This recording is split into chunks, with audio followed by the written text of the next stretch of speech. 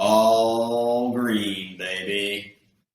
All right, we got Never Broke Again podcast, episode 1 right here. We've got, we're going to talk about how to make sure that bank account never goes back to zero.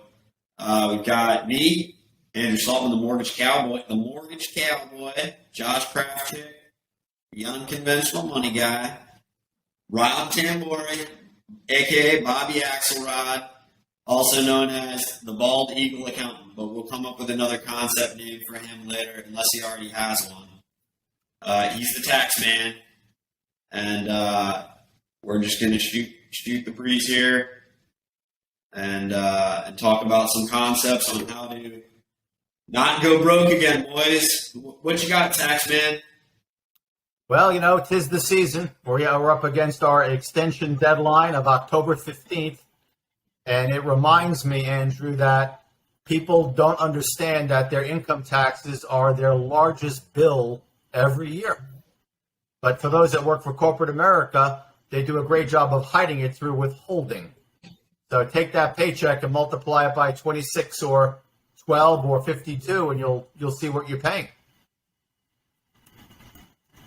Multiply what? You're withholding. How much income tax? From a W-2? Yeah. Big numbers. So if somebody's making $100,000, how much is being withheld? 26 On average, grand. Yeah, I mean, it depends. Obviously, So they're really not making 100 G's. They're really making 74K. Yeah, I use 35 to 30% withholdings, depending what state you're in and what's going on. Don't they get cash back at the following year? Not always. No. Not always. Depends what's going on. So I think cash flow management, when the people think of their expenses, it rarely crosses their mind because they think off net income, but they really need to start thinking of gross income. Wouldn't they want to think off net, not gross?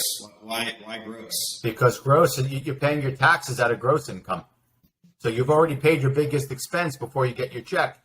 So a lot of people aren't thinking about that difference each month.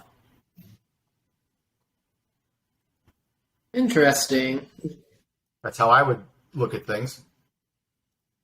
What percentage of your clients are self-employed?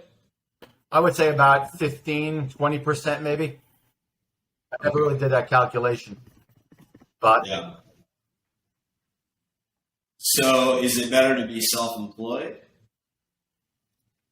Or is it better to be a W-2 employee? Because you can do write-offs as self-employed. Well, from a tax perspective, since the history of time, all the deductions and the ability to control your tax burden, it's always with the self-employed. It's part of the social code of the IRS promoting entrepreneurism and business owners because business owners typically hire people. In fact, I'd argue for all the years I've been a CPA, they are the least amount of deductions right now available to an employee. Literally almost nothing outside of retirement planning. What retirement? What part of retirement? 401k contributions, whether it's a deferred comp, meaning a regular 401k, even a Roth 401k, maybe some health savings vehicles that'll come out pre-tax. But generally speaking, the IRS eliminated miscellaneous contributions back in the Trump day, 2017, 2018. So even unreimbursed stuff where you could typically deduct, it's all gone. So this money goes to the government, and the government doesn't manage it properly. Does that sound right? That's an understatement, yeah. That's why people don't like paying their taxes. They don't see where the money goes, and they just hear about the bloat on news and on the internet, and that's why they don't feel good about it. So America doesn't manage their budget properly, correct? Correct. Politics aside. Because that's where the debt, they create debt every day, right? You look at the debt clock and it's like, if they're not setting the example, right, what does that say? Well, Well, the tax dollars, you go to any sporting event and they do a flyover, That's where your tax dollars are going. So essentially, what America's worse than broke, right? They're broke again. How much does it cost to do a flyover? I mean, a private jet costs a lot of money, you know. You think? Let's just say it's like $1 million. That's crazy. How many flyovers are per year just to like see the Jets go over on a football game? Every game, thousands. Well, that's where a lot of the money goes. Is military. But you touch on a great point, Andrew. Debt is borrowing from the future. And the government gets to do that because we control the world's reserve currency, which a lot of people in the audience may or may not understand. But in your personal life, you can't do that. You will hit a debt ceiling. Yeah, that's like mortgages. You have a debt-to-income ratio. You can only take out so much debt. The only problem is America doesn't have a debt-to-income ratio. That's right. They would fail on all qualifying for debt. They have the cash though, so they don't need to borrow because they'll just print more. Yeah. So we don't want this podcast to get suppressed, right? But I mean that's pretty shady. Well, that's a great reason, kind of tying into some of our topics of the day, is why you need to have equities and be invested in some type of long-term program, because equities and assets are one of the few things that will keep up with inflation, which even at very benign levels will impact you pretty quickly. And at the rate we have inflation currently, assets are really the only place to hide out. That inflation's huge, right? So if you're not doubling your income, basically, in the most recent year or year and a half, you're probably like losing money, right? Because everything has doubled in value pretty much in the last year and a half. It seems like. So. You mean doubled in cost? You mean? Yeah, doubled in cost, doubled in value. Like homes, for example, everything is just increasing in value. Everything costs more. Everything's costing more. Well, at least on the real estate side. Right. No, and I mean, a lot of the consumer staples are up. I mean, inflation is the silent killer. It's kind of like high blood pressure. So you got to double your income if you want to keep up. Well, yeah, at least get more purchasing. But yeah, right. In other words, your income has to go up at least at the rate of inflation to maintain buying power. But a lot of the things that we need and like are going up actually way higher than the annual rate of inflation. Like you said, real estate, healthcare, certain types of food products. So we got America not setting the best example for never going broke again. That's correct. But forget America, because we're living here anyways. And we got to figure out what can people do to make sure, what are we doing to make sure the account never goes back to zero? What? Prospecting, right? We're prospecting. We're reaching out to clients. Yep. That'd be probably one of the biggest never broke again concepts I've got. Just follow up, prospecting, follow up. That's right. And come on, Josh. I would say I'm confused on what direction we're heading here. Like, do we want to be talking to people that are in corporate America, out of corporate America, showing people that are in corporate America they need to get out of corporate America? I think if they're in corporate America, they need to come up with potentially a side hustle to reduce the tax burden, right? Sounds like. Hustle doesn't reduce tax burden. That's a separate entity within itself. What? You can't just like have a side hustle and just deduct it from your taxes. Rob? Well, it depends if the side hustle is for profit and not for a hobby. And then, there are ways to show operating losses the first few years, which are quite legitimate, which could assist you.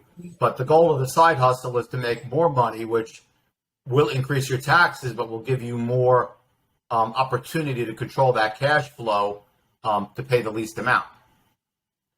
Well, that's the Trump effect. He just packed on the losses, right? And then just carried them out over the years. That way, he didn't pay taxes for like ever. Right, but you can only do that with certain types of investments, which is beyond our initial show here. But yeah, I mean, there are ways to do that. But to your point on corporate America, just like we network and do things as self-employed people, I would tell people in corporate America, even if you love your job, make sure you keep your network robust and not just say, well, I'd rather do a better job for my boss than go meet some woman for coffee who could help me down the road. Because usually when you lose your job, you need a strong network to help you. And I would argue a lot of people don't. Yeah, well, there was a football coach. He was terrible. He got paid. I can't remember who it was. He got paid $12 million a year. But because he was always networking with the other coaches, he went like 2-12, whatever in college. He was networking. He found a job right away. He got fired. He found a job right away for $5 million. Right. So that's kind of corporate America. It's probably not totally geared towards corporate America. This podcast probably geared more towards small business owners or side hustles or hustlers, whatever. Well, but corporate America, yeah, for that kind of advice, that would be networking, would be major, edging. Well, yeah, I mean, think about it this, Andrew. I mean, it's the power of small numbers. If you have lunch once a week as an employee with people out in the field, that's 52 new contacts a year that you are meeting. That just lunch one time per week. So right. If you stay in, and that's why people job hop. How do you? I don't know. I don't know about. I don't like job hoppers, but it's happening all the time right now in technology. I have a lot of technology clients. They're there at a year to two. They wait for the payout, and during that 2 years, they're already lining up their next situation. Yeah, I can usually smell those, and I don't like them. I stay away. I do my best to sniff them out because I don't want to hire them. Well, that may be true, but the ones I'm working with, it seems to be working for them. Yeah, it's gonna work. It'll work. Obviously, there's nothing that if they're looking to build something. I mean, they're probably more intrapreneurs. Yeah, an intrapreneur instead of an entrepreneur or an employee. Well, let's just get back to the employees again for a second, because we know there's a lot more we can do to help business owners. But it's the old mantra: pay yourself first. I mean, Josh, I've seen this on some of your posts. It's very basic. Most people pay their expenses and then hope there's something to save. Where you got to save first, then pay your expenses. Make sure you're covered first every time. Yeah, got to get your basic living expenses in order. No. Otherwise, what's the point? Well, just write down a budget, right? That's the simplest. Just write down your expenses. Yep. Each month. Well, I mean, that's easy if you're in corporate America because you know exactly how much you're going to get paid. However, sometimes your expenses are going to be greater than your income if you're not in corporate America, especially if you're just starting out. Like, if you make $7,000 your first year of business, like, how can you live for $7,000 a year? Unless you're, like, living in your car or on the street. Well, Josh, you touch on a very good point. The biggest things people misunderstand when they start a business is having enough cash to live on. They underestimate the cash they need. Because if you're not networking, you're not meeting with people, like, it's going to take you a while to find your first customer because no one knows who you are. That's right. And that's one of the biggest failures. On business owners, the two big failure points are the beginning piece, they're undercapitalized, and then when they are doing well, that growth mode up, a lot of times they don't have the capital to sustain that growth mode or have the lines of credit or equity to handle that growth, and sometimes the companies collapse at that point. So it's cash flow management is actually more important than profits, really, I would argue, at the beginning. How much cash does someone need before they should jump into a venture? Well, I guess, again, it depends, right? The famous, what your living expenses would be. But, I mean, I would take at least a year and a half of living expenses and, making sure that you're protected, and then kind of get a good sense working with a CPA or a financial. But that depends. If you're young, who cares? Right. Right, but you need to have some level of cash for new business. Like you said, your computer blows up or something happens, you have to have some cash or access to credit. And again, you only can get credit when you're credit worthy. And most of the time, people who need money can't get the money because they don't have that set up in place. Yeah, so that's a good point. Credit lines are important. Yep. Having the ability to access credit to build the business, and then it's like an actor. It's kind of like an actor. Go to LA for 2 years. If it doesn't work out, get the fuck out. Right? Like, right. See ya. Right. And and the other thing too is people bring their personal moral values and thoughts about certain things to their business. Like, who was taught when they were young, credit is bad.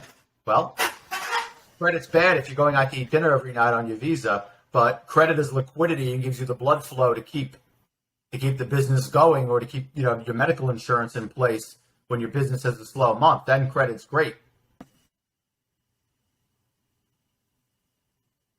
Yeah, I've never put too much. I don't know, life and health insurance. I don't know. Well, health insurance is I gotta be sold on those better because I'm more reactive with those items than proactive. Still, and I'm 40. Well, that may be very true for you, Andrew, but I could tell you a big fear in corporate America is the benefits, losing the benefit package. Yeah, that's Chris Voss, right? He's the famous negotiator. Yep. He says, what is more fearful? What is the fear of loss is more valuable than the truth, or dying, or public speaking, or anything. So that's a sales tactic for number one, fear of loss, in so many different ways. And it's bullshit. It's not real, right? Fear of loss is just not real, but it is sold to for those items. And yeah, I took a course with him, and I met him. I had lunch with him right next to him, and I even sparred with him a little bit, and just to kind of like see how good he was. He's pretty good. He's smooth. He's real smooth. And he wrote the book Never Split the Difference.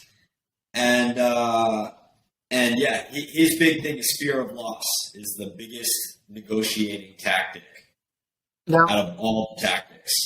Now, Andrew, that's a great point. Josh, if we tie that into why people don't leave corporate America and start a business, fear of loss. They should create a list of the things they believe that could possibly go wrong, and probably 85% of those will never materialize. Like losing benefits, you can just... It's in your mind. It's in the brain, right? Your brain makes you crazy. Your brain makes you dumb. That's why people need to reach up and listen to us or listen to somebody better than them, because their brain will just make them crazier. The brain is dumb, right? My brain's dumb, so I have to look to other people better than me and higher than me to follow. So touching on this medical insurance thing, if you need to go to the doctor during the year, most people can afford that bill cash. It's the fear of the black widow, spider bite, or something that requires a large hospitalization bill that they say, what will I do? But the odds of that happening are very small. Yeah. Yeah. I mean, that could wipe you out. That might make you broke again, though. It could. Well, which is why people protect the downside. The mortgage cowboy don't want to go broke, Rob. The mortgage cowboy. Well, Rob, Right. How much interest is on medical bills? Well, the only thing I can say on that is that's one of the leading causes of bankruptcy, Josh, medical bills. Yeah, medical, life insurance, or inheriting debt, car accident, not having proper insurances in place. Yeah, but what are the chances of that happening? Car insurance is something that you legally can't be without for good reason. I think the odds of getting into a car accident are probably much higher than a severe medical situation. How about just a company lawsuit, man? Yeah. Just the mental toughness to get through those things and not lose your butt has to be real high. Yeah. As an entrepreneur, we get paid with our brains. right? At least most entrepreneurs do. Some get paid doing physical labor. And Andrew, to your point, if you start worrying about other things that are taking your mind off your day-to-day business, that will impact your ability to earn income. So if you have huge Right, I'm just saying fear of loss fear is of that loss, that's right. occupying the brain from preventing you being successful. Correct. But at the same time, entrepreneurs need people to work for them too. You know what I mean? So it's like, but I like having like intrapreneurs. That's like people who can thrive under the umbrella and be innovative and have and do things within that and grow within that. Well, that's true. And first of all, I would argue everybody can't be a chief. And sometimes you have to spend some time being an Indian, and then maybe you can become a chief. I mean, everyone has to learn their skill and their trade. Yeah, some people don't want to be a chief, but they just can't. They don't make the effort, right? They don't read enough. They don't listen enough. They don't follow enough. They don't connect enough. They're like, all right, this is it. This is my. I don't want to read that book. I don't want to call that person. I don't want to make that effort to be the chief because, I mean, it's just if somebody read more than me or knew more than me or did something, I would follow, right? But if people are not, then I just can't. Well, I can't. but it's okay. It's okay. You know, that's interesting you say that because in this country, if you don't want to be the chief, somehow you're not doing well. I mean, it's okay to be an Indian. You could be a damn good Indian. Well, they say that if you make $72,000 a year, that's like optimal happiness, right? I've read this in multiple. It's just enough to win. It's enough to pay your bills. It's enough to be, that's supposedly optimal happiness. I don't know how I feel about that. I mean, it'll support, and I don't know how much you can save off that, right? Probably. Right. Not a whole lot, I mean, it depends on the lifestyle. But everybody knows supply and demand, even if they never took an economics course. But again, you make a great point. That's my second favorite theorem, the law of diminishing returns. Again, is there a big difference between 150,000 and 200,000 if you're giving up all your free time or can't do this or can't do that? But I agree. Are people playing to win or are they playing not to lose? That's where I struggled for a bit. It was like, all right, I can make this number, but to make that number, I had to work twice as hard. Right. And I was like, what the heck? I can't remember that philosophy. It's in a book.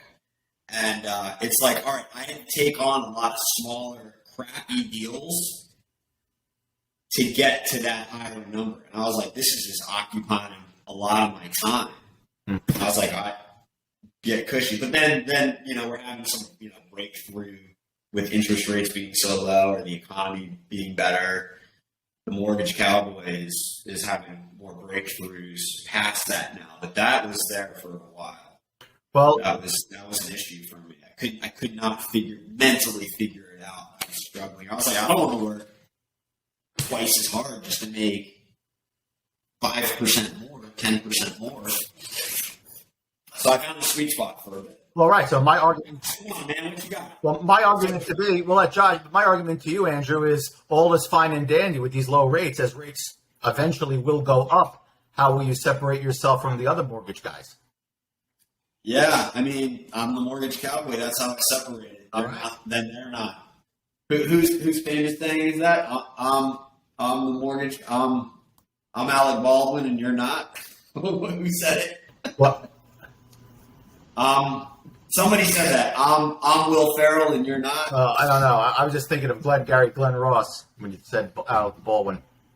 I think it was Will Ferrell. It was somebody on Saturday Night Live. He goes, I'm Bill Murray, and you're not. It's out of the 70s. All right, Josh. I used to use that line. What's on your Why are you going to be so successful? Because I'm Bill Murray and you're not. I'm Chevy Chase. Come on, Bobby. That's your error. That's right. Chevy Chase. That's right. I'm Chevy Chase and you're not. I knew it was that. That's right. I love Chevy. That was his line. Yeah. Why are you going to be successful, Jerry? Because I'm Chevy Chase and you're not. Josh, you there? Is your speaker working? I've been listening. It's not a listen cast, it's a podcast. Well, You gotta pass the baton, and it can't just be like back forth, back forth. Josh is the financial advisor. What can people, early savings can be something. How can they structure that? How can people do that? Tell us about that. What's the question? How can people never go broke again? If we talked about early savings in their life, right? What You gotta, in corporate America, you gotta save and build your credit, and then once you get to a point, so young guys are making money, young people are making money, what do they do with it? you gotta save it, invest it. Put it where? Bank accounts, stock market, not buying a house, because that's an illiquid asset. What stocks do they put it in? Can't talk about that. Well, Josh, let's touch on that, though. I mean, look how fast rents are going up. And I understand a house is illiquid, but I mean, how do we help the younger people deal with these incredibly rising rents? I mean, you gotta save more, you gotta make more, you gotta invest. I mean, if you buy a house with the same rent that you're paying now, you also gotta include insurance, taxes, furnishing the house, watering the lawn. If something goes wrong, how much is that gonna cost? What if you get termite? But Josh, if somebody has $10,000 and they're like, I want to hire a financial advisor, what are you going to do with it? You gotta build a strategy first. You gotta get a recipe. Well, what are they going to do? What are you going to do with it? They're going to say, Josh, here's $20,000. We gotta figure out a recipe for them. It's not that easy. You don't have the same answer for every single person. I mean, we gotta see, what if they're not employed? What if they're not saving anything? I mean, they got $20,000, but I mean, what if they've been working for 10 years? That's not a whole lot of money to save over 10 years. So you gotta identify the areas that we need to improve, and then get that working optimally, and then everything else will flow. It just depends on the person. Are they looking to be in corporate America forever? Do they want to start a business? Do they have a kid? Well, they want to be in stock, though, right? For the most part. You call a financial advisor, you want to be in stock. Yeah, if you're in growth mode, then you want to invest in the markets. That's correct. So what kind of gains do you see? I mean, you can see anywhere from 7 to 12%. The last 10 years, you've probably been doing at least 10 to 15% pretty easily. A thing to be aware of, though, is mutual funds don't have to disclose what they did in 2008. So their 10-year returns are all jacked up now because 2008 fell off their 10-year history. So you're just looking at returns since 2008. And since 2011, everything's been going up. But you don't recommend mutual funds? Is that right? I mean, mutual funds are like what you're forced to do in 401ks. So if you're forced to do something in 401k, it's always smart to pick different strategies because sometimes one may do better than the other. And mutual funds mathematically are typically more diversified, and over-diversification can actually be hazardous to your wealth by investing in So too many things. how many stocks are they picking inside a mutual fund? That's how Hundreds, right? hundreds and hundreds of things. So what is a good number? What number do you like? Like math, if you were to Google it, it's going to be anywhere between like 30 and 75. So there are too many. Mm-hmm. So the return is too low because it's too many? Or what is It's it? diluted. It's just not going to be as strong. So it's not as good. It's diminishing returns. Like after you get past a certain point, every position's not diversifying you from the risk of investing. It's just too many cooks in the kitchen or too many chiefs and not enough Indians. That goes back to my comment before about the law of diminishing returns is a very important concept in life overall. For Explain that one again. the law of diminishing returns, I mean, what is that marginal utility of that next dollar or that next stock or that next night out where you're spending money? Generally speaking, people will get less pleasure from too much of something. They'll get less return, like Josh said, from over diversifying. Being incredibly diversified is great if you have a lot of money and you're trying to protect it. But to Josh's point, it's a horrible concept to really have above average returns if you're trying to grow the money. Yeah. It's gotta be risky. I mean, you want to be diversified, but there's a breaking point. I mean, and as far as like building wealth over time, if you're looking to be in corporate America and you have that resume and you're looking to stay there, like obviously you want to buy a house early, you want to save early, you want to invest early. However, I mean, how many people after they get used to corporate American life are going to be willing to sell their house or tap their investments to keep a business up and running? Are people willing to sacrifice and sell things for the dream? Well, that's why entrepreneurs should have a tax advantage in the code, because they're taking risks that the average person does not. Mm-hmm. And if they lose, the IRS will subsidize that to a point. And if they win, chances are they're hiring people, bringing more people on, paying taxes, and they should get some breaks. Yeah, I mean, that's the reason why people are hating on Bezos. However, like, how many jobs has he created? Yeah. A lot of jobs. So those people are paying the taxes, so he doesn't have to.